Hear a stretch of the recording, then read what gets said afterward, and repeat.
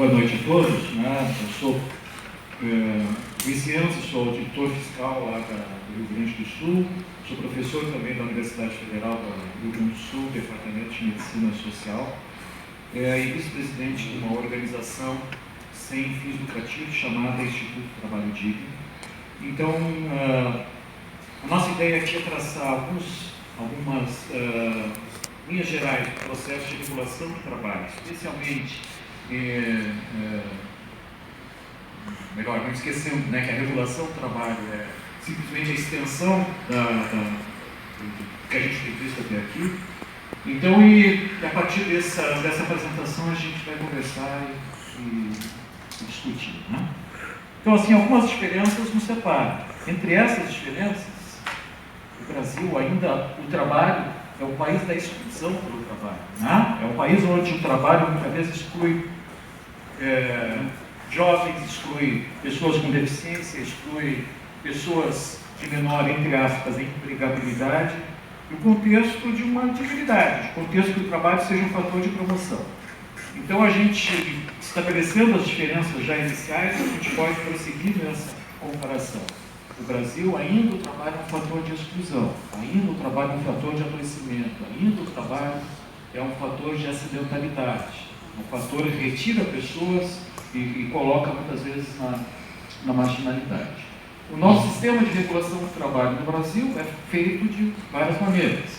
Nós temos poderes do Estado, uma inspeção do trabalho hoje incrustada no Ministério da Economia, que por si só já diz bastante dos objetivos, que no nosso entendimento é a submissão de valores maiores, valores relacionados à saúde, à segurança, ao mundo do trabalho, à dignidade, ao viés econômico, ao viés da produção, ao viés que convém às empresas, é representado também pelo Ministério da Saúde, o Legislativo, o Judiciário, o Ministério Público do Trabalho e outros órgãos intervenientes. As empresas e suas relações com os poderes, elas também praticam regulação, de uma forma direta e indireta. Diretamente, por exemplo, participando de comissões temáticas. Essas comissões foram muito reduzidas no governo atual. Uma das sobreviventes é a CTPP, Comissão Tripartite Paritária Permanente, pela qual, em tese, todas as regulações de saúde e segurança devem passar. Ela é formada, como quer dizer, por composições paritárias de trabalhadores, empregadores e governo. Essa regulação também é representada por regulações internas. Então, a gente, no dia a dia, vê, por exemplo, coisas que interferem diretamente nas questões de saúde e segurança. Acontece geralmente em grandes corporações. Em algumas delas, por exemplo, é proibido o ingresso no parque fabril, seja diretamente ou seja por empresas terceiras, de substâncias que constam na lista das substâncias indutoras da carcinogênese humana. É um processo de regulação. As representações de trabalhadores, suas lutas históricas, especialmente aquelas que são paradigmas até hoje das questões ligadas à saúde e segurança, o benzeno, o amianto, acordos e convenções coletivas. Por exemplo, em São Paulo teve a questão da segurança na operação de prensas, que deu origem deu origem a todo um processo de discussão e regulação. A academia e outras entidades da sociedade civil. O Estado brasileiro, especialmente o Estado atual, sempre foi, na verdade, mas o Estado atual está assumindo um lado absolutamente contraditório e ambivalente. Se por um lado existem ainda desumanizadas regras, regulamentos, normas para o chamado trabalho assalariado formal, por outro lado, esse mesmo Estado fomenta a precarização, fomenta as formas precárias de contratação, fomenta o trabalho temporário, e nós sabemos que são os maiores fatores que estão relacionados aos acidentes e à morbidade pelo trabalho. Obviamente, as suas ações atingem uma parcela visível da população ocupacionalmente ativa, mas em uma grande parcela, o professor apontou bem, aqueles trabalhadores da invisibilidade, aquelas pessoas que passam pela nossa vida e muitas vezes nós nem nos apercebemos. Essas pessoas vão continuar invisíveis para o mercado, e também para o Estado. As assimetrias desse sistema, como regra, favorecem sempre um lado. Né? O lado do poder econômico, o lado que contrata trabalhador intermitente, o lado que muitas vezes utiliza até mão de obra infantil. Né? Essas coisas, essas assimetrias, via de regra, favorecem as questões ligadas ao poder econômico. Aqui uma pequena listagem, né, daquela chamada legislação, regulação pela legislação, na área de saúde e segurança no Brasil. Começou antes de 1919, o velho Getúlio criou o Ministério do Trabalho, Indústria e Comércio. Esse nome já diz bastante, né, das impressões do meu conterrâneo gaúcho, lá, Getúlio Vargas. Em 1934 foi criada a primeira Inspetoria de Higiene e Segurança do Trabalho, 43 do capítulo 5 da Fundação, 78 as normas regulamentadoras. Evidentemente que muito do que foi colocado na lei, pessoal, não foi para ser cumprido de fato. Né? Quando a gente fala de Inspetoria de Higiene e Segurança, lá no final dos anos, no início dos anos 80, houve alguma mudança. Mas antes isso aí era meio para fora. Basta lembrar para vocês que uma das maiores glórias, né, da arte brasileira, né, do cinema, teatro brasileiro chamado Grande Hotel, né, os mais coroas aqui certamente sabem, conhecem, ele foi inspetor do trabalho. Né? Foi inspetor do trabalho como uma forma de dar uma remuneração mensal, de uma forma que não atrapalhasse muito, ao mesmo tempo não aparecesse muito. Então essas formulações via legislação, via de regra, elas funcionaram não para regular as questões de saúde e segurança exatamente, elas funcionaram para beneficiar o poder econômico, funcionaram de uma forma que não resolveu os problemas, nem minorou, né? A gente continua sendo um país onde os níveis de acidentalidade, os níveis de mobilidade pelo trabalho são completamente fora da curva, né? São incivilizados, mesmo comparados às vezes com economias similares às brasileiras.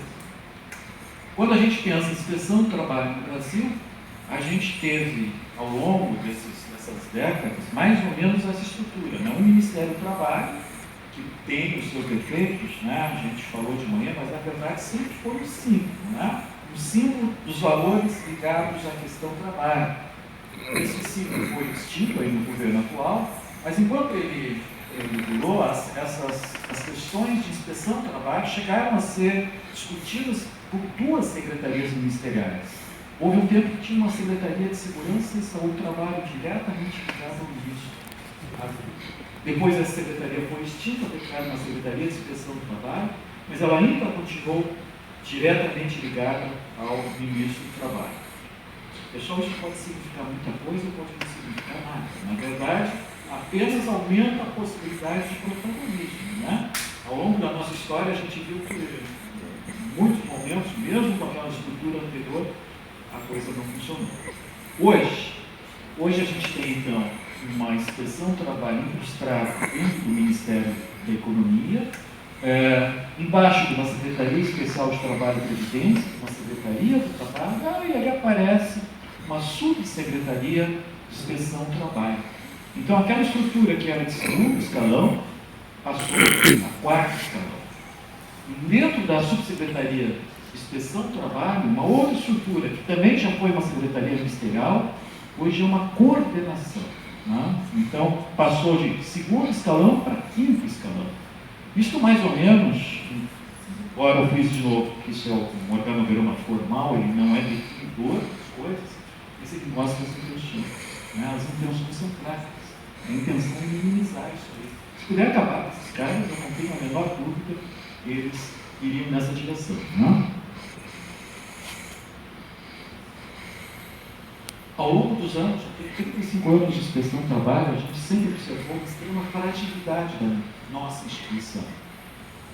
Há trabalhos excelentes, há trabalhos primeira linha, né? A questão do combate ao trabalho análogo à escravidão, por exemplo, é exemplar do ponto de vista mundial, mas, assim, em linhas gerais, ela muito mais prometeu do que cumpriu.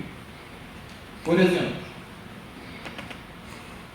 nunca houve um planejamento real, né? Houve tempos onde esse planejamento funcionou melhor, teve algumas iniciativas bem interessantes. Lá na minha terra, por exemplo, tinha um grupo ligado à questão da construção civil, que ainda provoca um bocado de acidente. A questão da mobilidade a gente nem discute muito aqui no Brasil, mas tradicionalmente na Europa isso é reconhecido como indústria que induz a silicose, a carcinogênese, então, em alguns lugares funcionou, esse grupo lá do Sul funcionava direitinho, em outros lugares a gente tem também outras sedes regionais, muito por iniciativa do seu corpo funcional, que abraçou desafios, conseguiu desenvolver um trabalho dentro de uma estrutura não muito afeta aí a questão do planejamento. Então, o geral é o não planejamento, insuficientes recursos, foco no atendimento de denúncias, demandas pontuais do Ministério Público. A maioria das pessoas fica muito contente com isso, porque desenvolver coisa pontual é que dá menos responsabilidade, é que dá menos problema. Mandar ali na lojinha, Só que isso, pessoal, não modifica uma situação real, não modifica a vida como ela é das pessoas. Isso não tem o poder de provocar mudanças reais. Nós só conseguimos impactar este mundo do trabalho quando essas mudanças foram articuladas com outras instituições ou quando essas mudanças foram bem planejadas, bem executadas. ênfase na formalidade, aquela periferia da chamada relação de emprego, no documento, no atestado médico, no programa de prevenção de riscos ambientais, no programa de controle. Isso aí não resolve o problema de emprego. A formalidade ela tem até sua importância, mas não é por aqui que a inspeção do trabalho vai ser um instrumento de realmente modificação das condições de trabalho no Brasil. Resultados consolidam o irrisório. Eu acho muito interessante quando ao final de cada ano há um apanhado, números de trabalhadores atingidos na ação fiscal. A gente sabe que isso aí não corresponde à verdade. Até porque os números apresentados ali são muito expressivos em face da população economicamente ativa. Teria que ser um super-homem, um grupo formado por super-homens para poder atingir aquelas metas. A legislação de saúde e segurança é ampla, cobre várias atividades econômicas, construção tripartite, extremamente detalhada em termos formais, mas limiente na vida real. Então a gente tem normas como a NR18, mesmo agora modificada a NR12, que ela é bem detalhada, em algumas questões são bem descritas, mas o seu cumprimento está em uma boa distância. Há espaços para que os empregadores não decidam cumprir a lei. A gente vai ver agora por quê. O Vitor é um colega que sempre fala uma coisa similar a isso. Todo empregador, por mais longe da educação formal que esteja, ele geralmente é muito bom de matemática. Ele não é as contas mais simples. Então, às vezes, é muito mais interessante descobrir o que está descrito na nossa legislação do que realmente cumprir. O pessoal é bom de matemática. O pessoal não é ruim, não. A opção, então, pela racionalidade, em alguns casos, chega a ser flagrante, pessoal. Por exemplo, quando a gente solicita que uma determinada empresa instale um sistema de ventilação local exaustora, esse investimento naquele setor, dependendo do porte, das características, pode chegar a casa de alguns milhões de reais. É uma coisa cara, projeto, execução, os equipamentos propriamente ditos. A multa associada ao descumprimento desse item depende um pouco do tamanho da empresa e tal, mas vamos dizer, está na casa entre R$1.000, R$2.000, R$2.500. E o empregador ainda pode, pagando a multa, pode, com 50% de desconto, ele ainda pode continuar discutindo. Então, por simples racionalidade econômica, pode ser mais interessante para uma empresa não cumprir, não simplesmente não cumprir. Então, aquilo que a OIT chama de enforcement, aquilo que leva as empresas, as pessoas a cumprir a legislação, a promoção do trabalho digno, no Brasil ainda é muito frágil. Multas administrativas, reduzido de valores pontuais, então uma opção de baixo custo. Comparações. Primeiro a gente tem que separar bem. A França, uma nação construída num cenário de guerras, num cenário de duas hecatombes mundiais, que Em alguns momentos da sua história, houve um grande acordo social para que algumas coisas funcionassem, né? E nós aqui no Brasil, a égide ainda era a égide colonizadora. Então nós temos também tragédias imensas na história que não mereceram uma reflexão maior, não mereceram medidas realmente não iriam permitir acontecimentos similares. Começou há muito tempo, né? Mas um dos casos paradigma, né? Chamada Estrada da Morte, a Ferrovia da Morte, a Estrada de Ferro, Madeira, Mamoré, onde, segundo alguns pesquisadores, nós tivemos mais de 7.000 mortos, alguns falam em 20.000 mortos, pelas chamadas doenças tropicais, malária, disenteria e outras assim. Um caso que também é paradigma pequenos dos males que nos acometem, né? O caso da Vale em Brumadinho, a gente sempre tem que usar aqui. O problema não foi o Brumadinho, né? O Brumadinho foi a vítima, né? O problema foi a Vale, né? E a sua política de gestão. Brevemente estará sendo lançado, vai estar sendo divulgado, o relatório das causas do acidente do nosso colega Mário Paredes, por sinal, frisando, o colega que não teve permissão para vir aqui, mesmo convidado, não pôde participar desse evento por uma determinação superior, né? Então, brevemente, nós vamos conhecer as causas, entender os técnicos que realizaram essa análise do acidente. Foi uma tragédia imensa, né? 249 mortos. 270. Confirmados, né? Mas... A essa altura? Vai contar as pessoas desaparecidas é por aí, né? Então, assim, uma tragédia imensa, pessoal, previsível, né? E nós deixamos que acontecesse, mesmo com vários sinais propulsores lá em outras barragens, a Samarco, né? E o pessoal de Minas conhece bem a história, o Marco poderia contar para vocês coisas inacreditáveis em relação à nossa imprevidência, em relação ao nosso pouco valor à vida humana, especialmente à vida das pessoas que trabalham, né? Não esquecendo que esse acidente, ao menos em número de mortes imediatas, é o maior acidente de trabalho, em número de óbitos, né, da história do Brasil. Nós também temos uma longa história dos acidentes singulares. Aqueles, como auditor, eu vejo quase todo dia, os colegas quase todo dia, o judiciário recebe quase todo dia. Condições de trabalho muito difíceis que as pessoas são submetidas e cada vez mais submetidas pela precarização do vínculo, né, pela redução das formas de luta e promoção de ambientes de trabalho sadios. Então, nós estamos no limiar improvável, né, aumento das questões de acidentalidade e mobilidade no Brasil, que exatamente aquelas condições, aquele fermento proporciona isso, que está sendo lançado agora. Embora nós estamos vivendo um momento de crise econômica, né? O país não vai viver crise econômica. Então, quando essa parte dessa economia for reativada, a tendência é que isso vai ser né? Mesmo que seja para aquelas parcelas de trabalhadores, aquelas parcelas de pessoas que são as chamadas pessoas invisíveis. Algumas discussões que se fazem na Europa, nós incipientemente fazemos aqui. Né? A questão dos atrocidas no Brasil é uma questão gravíssima. Né? O doutor Tomás falou aqui da questão do suicídio. Lá no meu estado já temos trabalhos na academia que relacionam a exposição a agrotóxicos, o setor de fumos e o aumento das taxas de suicídio. Existem vários trabalhos mundiais que relacionam isso. Né? O glifosato está relacionado à carcinogênese, está relacionado ao suspeito descontrole endócrino.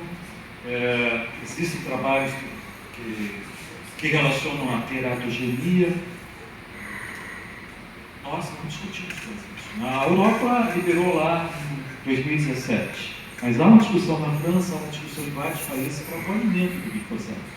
Nós aceitamos.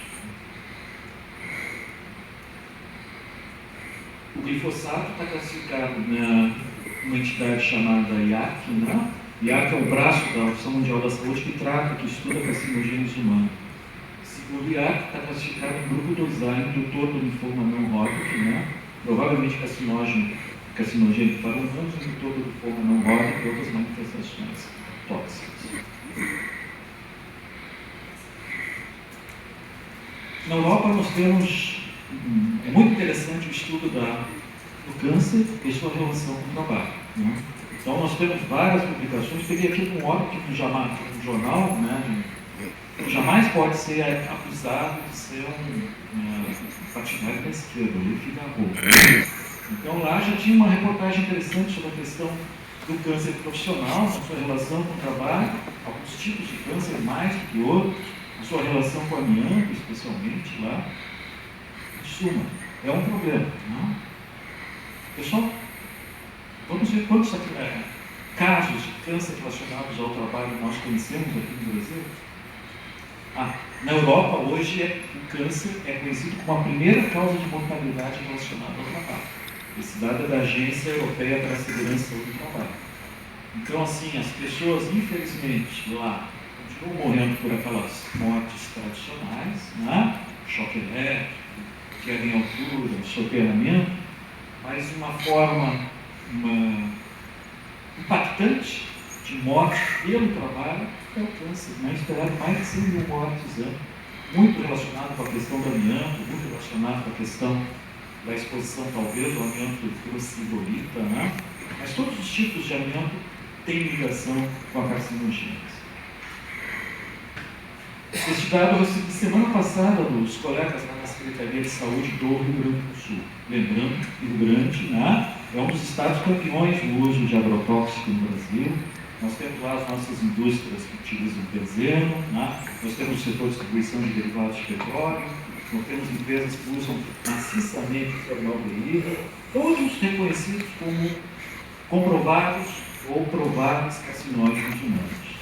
O dado do sistema, que é muito mais abrangente que o sistema CATIAS, né, do sistema SINAM, do Ministério da Saúde, dados de 2007 até os dias atuais, notificados 18 casos no Rio Grande do Sul. Então, para 2019, 2018 e tal, dá mais ou menos um caso e meio por ano. Isso é incompatível com toda a literatura que a gente tem em sua relação com o trabalho. Né? Então, assim, na verdade, quando a gente compara as coisas, nós percebemos que a nossa percepção de risco, a gravidade da situação que o Brasil enfrenta pode ser muito maior do que a CAT, né? Muito maior do que aquelas tradicionais discussões que a gente tem entre os ministros da lei, inclusive os auditores fiscais, nos nossos eventos. A gente pode estar com um monte de aquecimento sequer reconhecido. E aquela história, né? Quando a gente não reconhece uma coisa, a gente coloca ela embaixo do tapete. E quando a gente coloca embaixo do tapete, a gente não prevê, né? Cristaliza aquela situação, cristaliza as coisas. Então a gente pode estar numa situação pior. Tá, estamos terminando, né? A regulação de saúde e segurança do trabalho no Brasil, a política atual, a gente já falou bastante aqui, também é pela redução e eliminação da regulação do trabalho pelo Estado, inclusive, de saúde e segurança, né? A quem interessa essa desconstrução, tem um caso aqui, se tiver uns 30 segundinhos eu conto rapidinho para vocês, tá? Nós trabalhamos lá na questão dos derivados de petróleo 10 anos, para mudar um setor assim complicado. Distribuidoras, empresas de transporte, os PLCs. Isso era o quadro que a gente tinha. Pessoas, caminhoneiros, sem vínculo empregatício, respirando benzeno nas operações de carregamento e também de descarregamento. Problemas, né? Heterogênea população, organização perversa, risco de quedas, motoristas de jornadas extensivas, um descarregamento. Todo mundo viu esses caminhões descarregando nos postos, né, gente, perto da gente, né? As condições são muito ruins. Estratégia, articulação, todos os sindicatos, todas as ações que tiveram a participação dos trabalhadores, dos sindicatos, articulação com uma ala progressista, lá dos colegas do Ministério Público, interdição administrativa cautelar da integridade das pessoas, no carregamento, muitos casos de descarregamento, a procura de autofiltração que municiaram as ações, inclusive as CPs, né? Isso não é descompromisso com o diálogo social, isso Isso aqui é um termo de compromisso firmado ano passado entre as empresas, o governo, o Estado, né, e sindicatos trabalhadores, que trazem uma série de aperfeiçoamentos para a questão do controle da exposição ao benzeno. Então é possível diálogo sem perdermos a nossa característica de órgão sancionador, de um órgão que vai lutar pela promoção de um trabalho digno. Rapidinho foi o que deu para mostrar para vocês. Nós temos muitas diferenças com França e países da Europa, né? Mas nós temos uma vantagem: nós temos muita coisa para fazer, né? Nós temos um bocado de coisa para fazer. Então, assim, não vai faltar para tempo e desafio meus colegas jovens aqui, vários presentes, vários colegas de outras instituições, para que a gente possa trabalhar para um mundo melhor, né? Obrigado.